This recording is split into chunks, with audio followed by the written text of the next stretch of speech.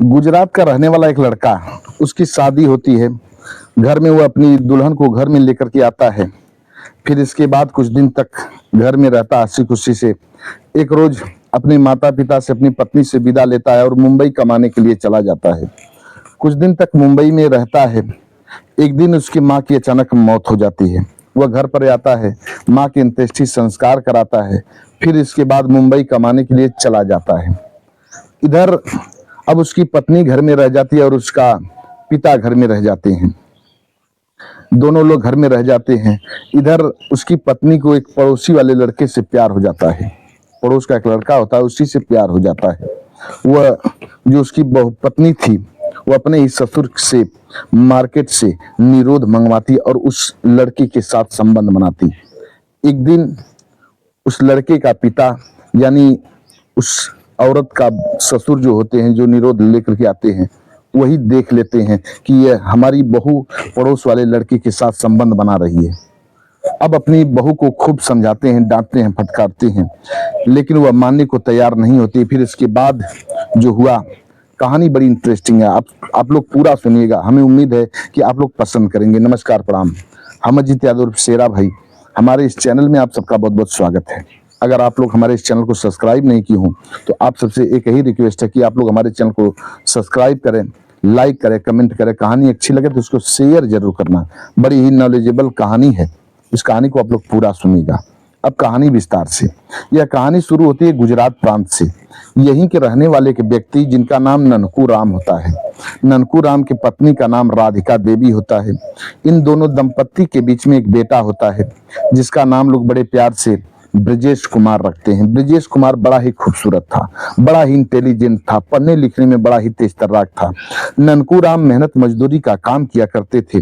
मेहनत मजदूरी करके अपने परिवार का भरण पोषण करते थे, क्योंकि ननकू राम पढ़े लिखे नहीं थे। मेहनत मजदूरी के अलावा उन्हें और कुछ काम समझ में नहीं आता था। कोई ऑफिशियल काम वो कर ही नहीं सकते थे, क्योंकि पढ़े लिखे नहीं होते हैं। फिर भी मेहनत मजदूरी के पैसे से अपने परिवार का अच्छे से भरण पोषण कर लेते हैं।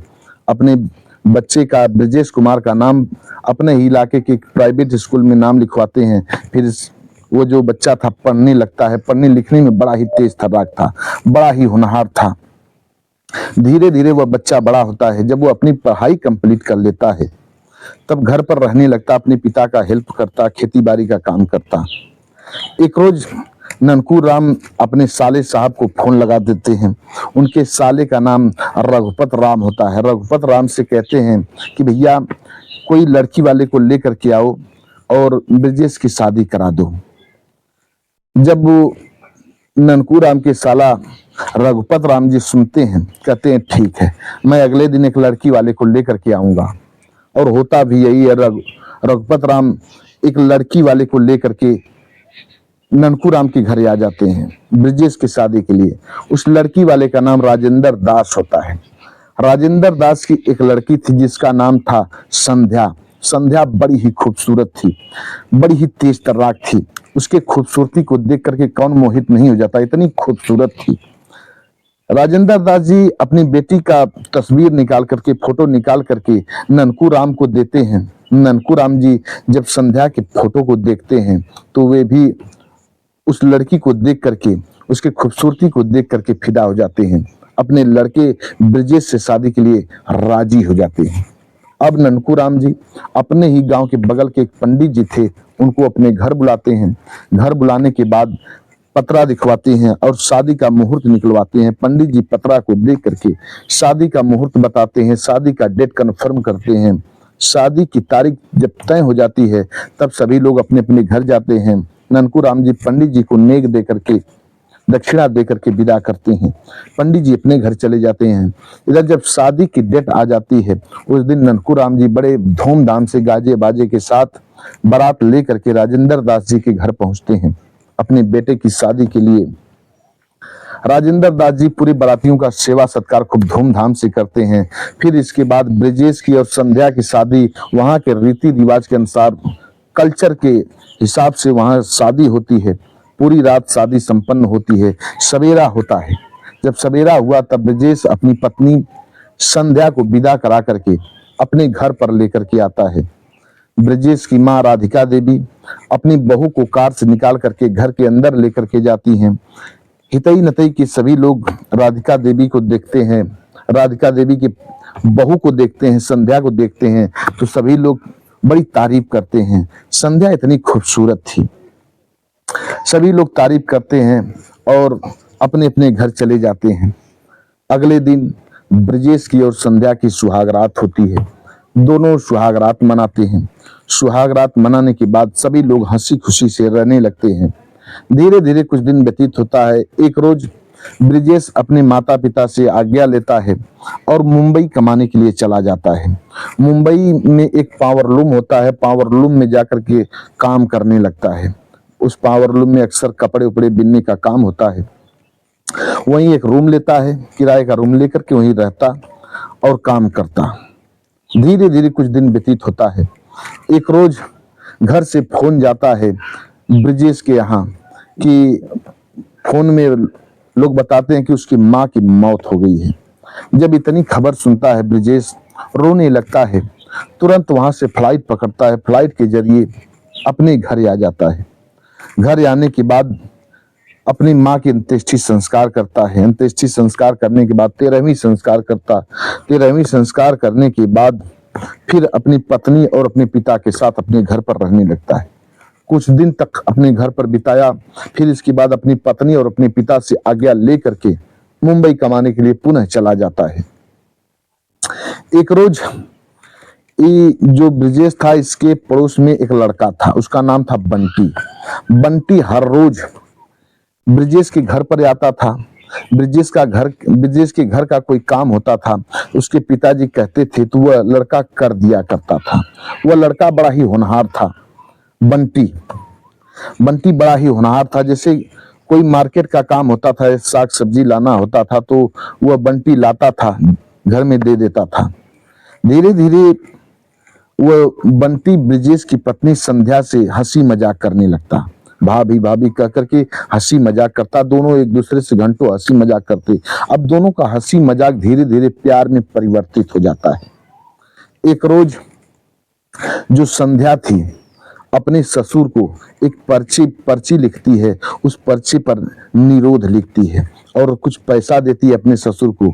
मार्केट भेज देती है, मेडिकल स्टोर पर। अपने ससुर से कहती है कि पिताजी ये सामान मैं लिख दी हूँ, मेडिकल पर जाइए, मेडिकल वाले से खरीद लीजिए, खरीद कर लेकर चले आइए, मुझको सख्त जरूरत है। अब वो जो ननकू राम थे, पर्चा तो पढ़ नहीं सकते क्योंकि पढ़े लिखे नहीं थे, पर पैसा लेकर के मेडिकल स्टोर पर जाते हैं और मेडिकल स्टोर पर जाने के बाद मेडिकल वाले से निरोध खरीद लेते हैं। खरीदने के बाद लेकर के आते अपने बहू को दे दिए। समझ ही नहीं पाए कि है ये क्या चीज। मेडिकल वाला एक लिफाफे में दे देता है बंद करके। ननकू राम को पता तक नहीं चल पाया। ऐसे ही कई बार उनकी बहू संध्या मंगाती थी और मंगाने के बाद वो जो बंटी था उसी के साथ संबंध बनाती थी। हर रोज ऐसे ही संबंध बनाती थी। जब जब निरोध कम होता था, निरोध खत्म हो जाता था, तब अपने ससुर को ऐसे ही मेडिकल स्टोर पर भेज देती थी और मंगा लेती थी। ननकू राम को पता तक नहीं चलता था और बंटी के साथ समागम करती, संबंध बनाती। एक रोज मेडिकल वाला पूछ दिया कि चाचा ये करते क्या है आप, हर रोज लेकर के जाते हैं। खैर सभी लोग जानते हैं, लेकिन वो मजाक के तौर पर पूछ दिया। मेडिकल वाला ननकू राम को जानता था। तब ननकू राम मेडिकल वाले से कहते कि बेटा ये है क्या, मेरी बहू लिख करके देती है, मैं इसको लेकर के जाता हूँ, मुझे कुछ पता ही नहीं चलता है क्या। तब मेडिकल वाला बता देता है कि चाचा ये निरोध है, इससे लोग अक्सर संबंध बनाते हैं। अब ननकू राम को टेंशन होने लगता है कि मेरी बहू ऐसा काम करती है, उनको कुछ समझ में नहीं आता है। अब ननकू राम जी फिराक में पड़ जाते हैं कि इसको देखूं ये क्या करती है। ननकू राम जी पूरी रात जागते रहे। इतने में देखते हैं कि उनकी बहू के कमरे से जो बंटी था वह निकल करके जा रहा है रात को। जब बंटी को जाते हुए देख लेते हैं तब अपनी बहू को बहुत डांटते हैं, बड़ी गालियां देते हैं, बोलते हैं। उनकी बहू अब तो उनको संध्या को लगा कि हमारे ससुर जी हमको जान गए, सब कुछ जान गए कि मैं बंटी के साथ संबंध बनाती हूँ। अब हमारे पति ब्रजेश से कह देंगे तो हमारे पति हमको छोड़ सकते हैं। इधर अब जो संध्या थी अब त्रिया चरित्र खेलना चालू करती है।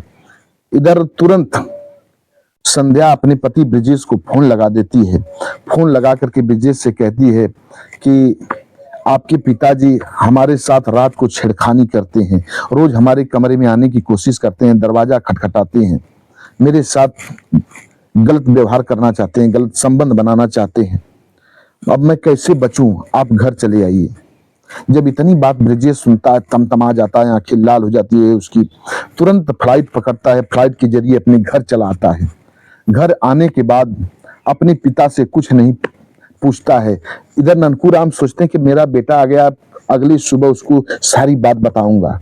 इतने में जो ननकूराम का बेटा ब्रिजेश था वो अपने पिता के पास जाता है, अपने पिता से पूछ पड़ता है कि आप मेरी पत्नी के साथ नाजायज संबंध बनाना चाहते हैं। ये जब कोई घर में है नहीं तो आप इस अवसर का फायदा उठाना चाहते हैं मेरी पत्नी के साथ। मेरी पत्नी अकेली है घर में। जब इतनी बात सुनते हैं ननकूराम जी चौंक पड़ते हैं, कहते हैं बेटा क्या बक रहे हो, एक कैसा लांछन लगा रहे हो मुझ पर।